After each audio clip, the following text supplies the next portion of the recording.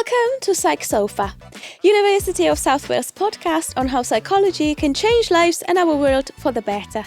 My name is Dr. Klara Price, and today I am joined by Dr. Philip Tyson, an associate professor and a lecturer in psychology, and Gabrielle Hale, a lecturer in psychology, currently completing a doctoral research project. Today we will be discussing how physical activity and exercise can lead to enhanced sense of well-being. Gabby and Phil, welcome to the podcast. Thank you. Thank you for having us. So Phil, you've been involved in a lot of different projects, but where did it all start? Okay, so we've been involved in quite a few projects, and our interest stems from trying to understand what the benefits of physical activity are. So are there psychological benefits? So, for example, enhancing self-esteem. Are there physical benefits such as weight loss? Are there social benefits such as being able to engage with other people and have a kind of an enhanced social life? So in general, that's what we're interested in. And my work began with the Gloucestershire Community Trust, and they were interested in evaluating a programme called Mentalk, which was looking at young people at risk of disengaging with education and how physical activity could enhance their ability to concentrate and focus, and also enhance aspects of their psychological well-being. So it began in Gloucestershire a few years ago with projects such as the Mentalk one. And what we were able to do is to save up some money from the project in order to fund a PhD. And this is where Gabby came in, because we funded Gabby's fees for studying a PhD, looking at the wider benefits of mental health and physical activity in young people. So Gabby, would you like to tell us a little bit about your PhD work? Yeah, so as Phil just mentioned, so my PhD research, it stemmed from early evaluation work that Phil did on the Mentalk programme. And one thing that's important to note is that the Mentalk programme is delivered by Cheltenham Town Professional Football Club. So to give a bit of background, the majority of professional football clubs in the UK, they have a charitable trust that is attached to them. And then that trust will use funding from their parent club, as well as the status of their parent club, to deliver various different types of programmes that attempt to address public health agendas and try to improve the lives of people in their local communities.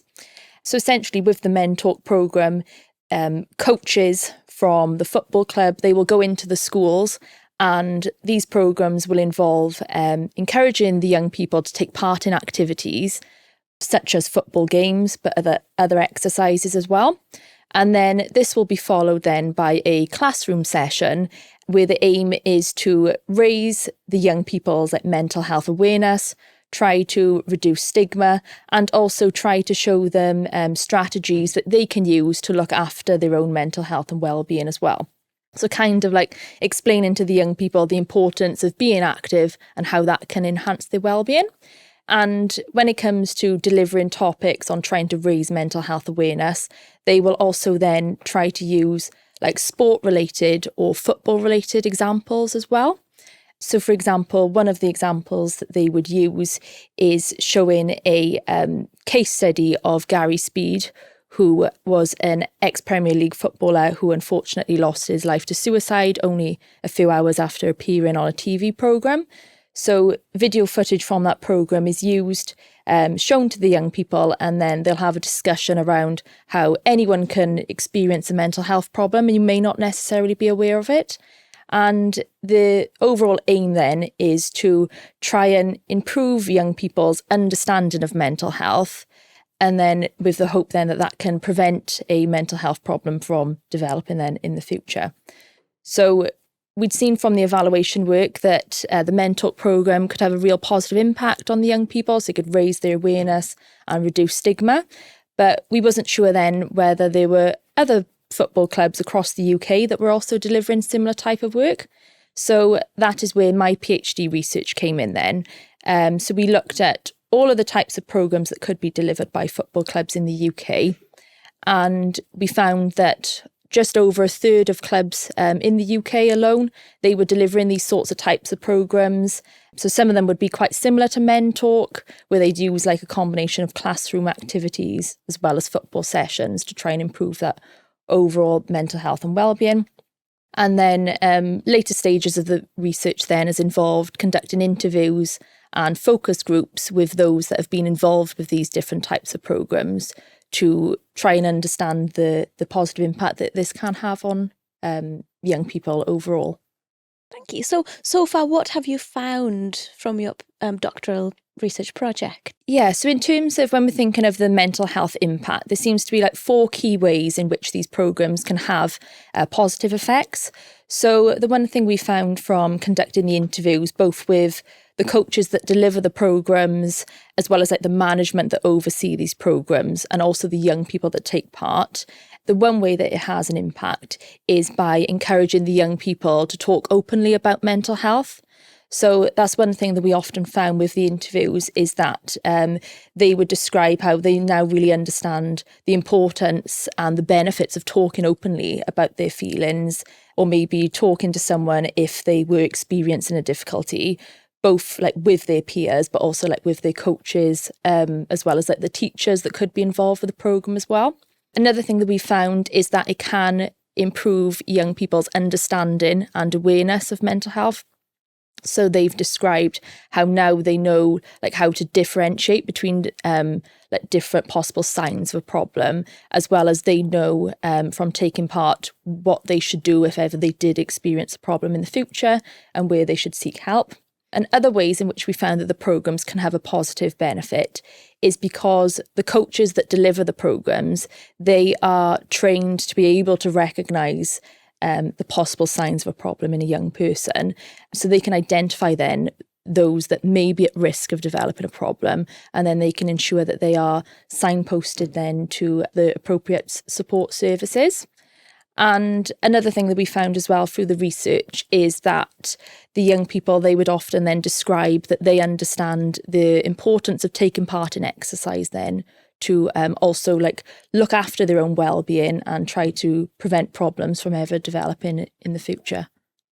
And I know, Gabby, you're very close to finishing your work now, so all the very best with the last stages. What happens next, Phil? So Gabby has been one of your PhD students, and you know what was next?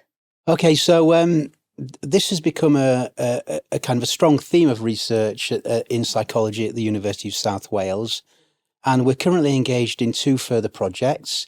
One project is with an organisation called Man vs. Fat, and this is where men are encouraged to lose weight through participating in football.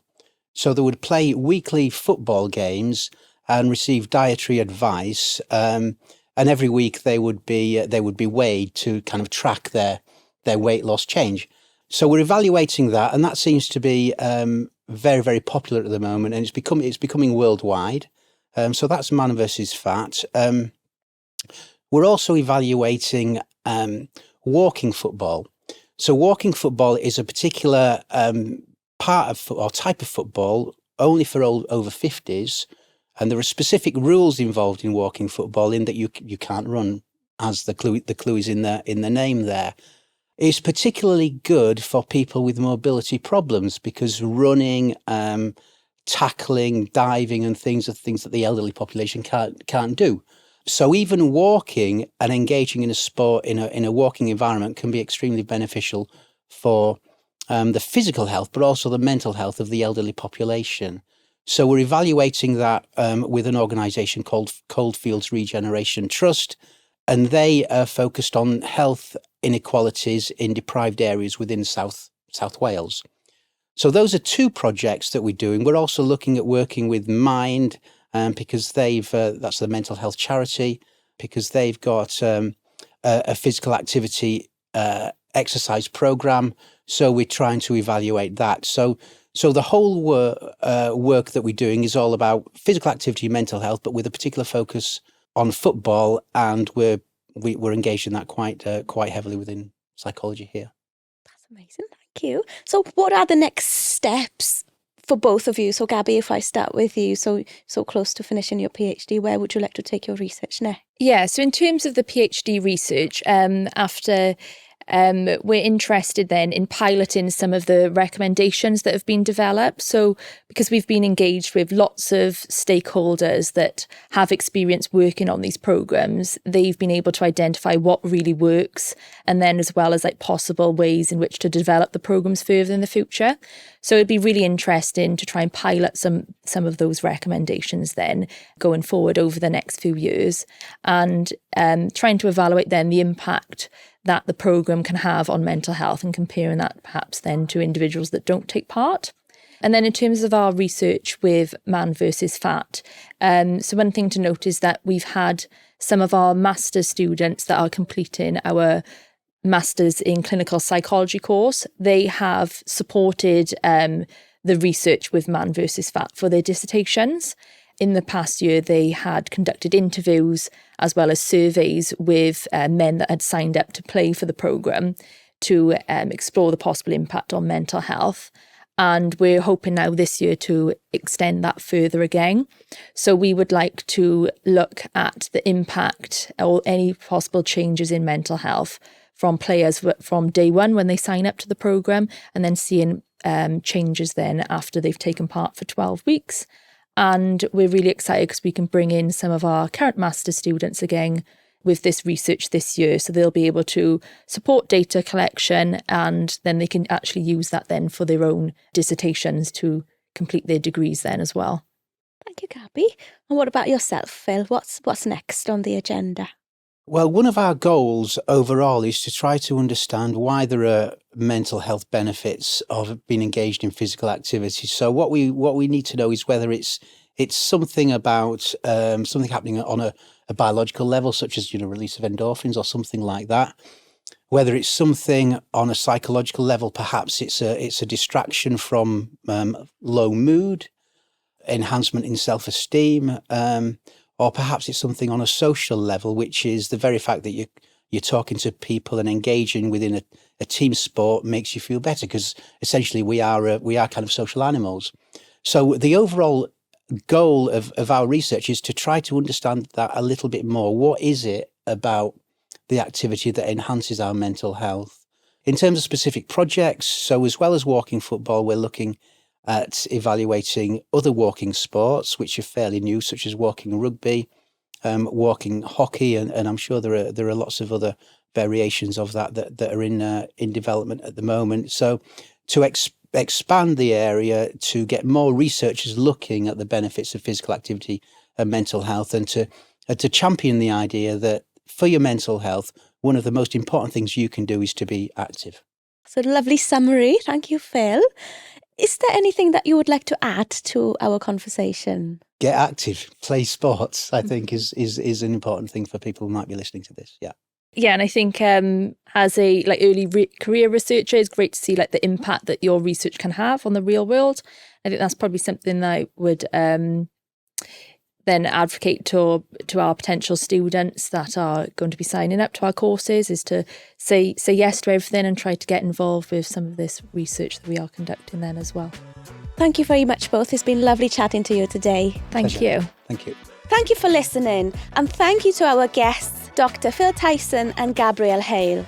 To find out more about this podcast, our work and psychology, please search USW Psychology.